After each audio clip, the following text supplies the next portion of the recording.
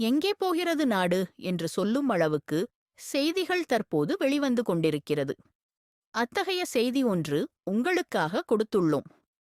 கன்னியாகுமரி மாவட்டத்தின் 5 கிராமம் பகுதி அமைதியான சுற்றுலாத் தலமாக அறியப்படுகிறது.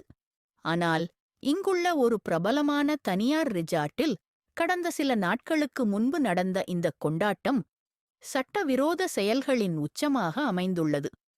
போலீசார் தெரிவித்த தகவல்களின்படி இந்த பார்ட்டி ஒரு பிறந்தநாள் கொண்டாட்டமாகத் தொடங்கியது.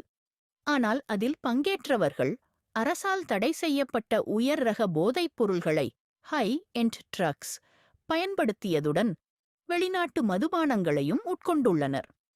இந்த பார்ட்டி இரவு முழுவதும் நீடித்தது, விடிய விடிய நடைபெற்றது என்று விசாரணையில் தெரியவந்துள்ளது.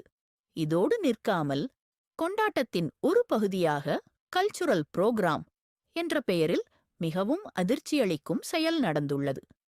பங்கேற்பாளர்கள் தங்கள் மனைவிகளை மாற்றி உல்லாசமாக இருந்துள்ளனர்.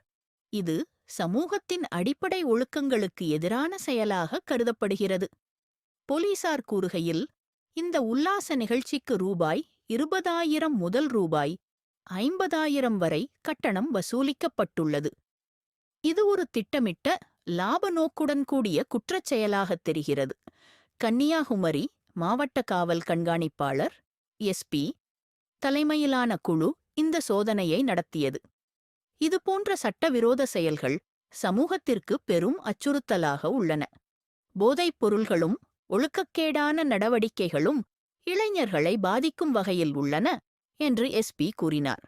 ரிச்சார்ட்டின் உரிமையாளர்களிடமும் விசாரணை நடைபெறும் என எதிர்பார்க்கப்படுகிறது. மேலும் இந்த பார்ட்டியில் பங்கேற்ற மற்றவர்களை தேடும் பணி தீவிரமாக நடைபெற்று வருகிறது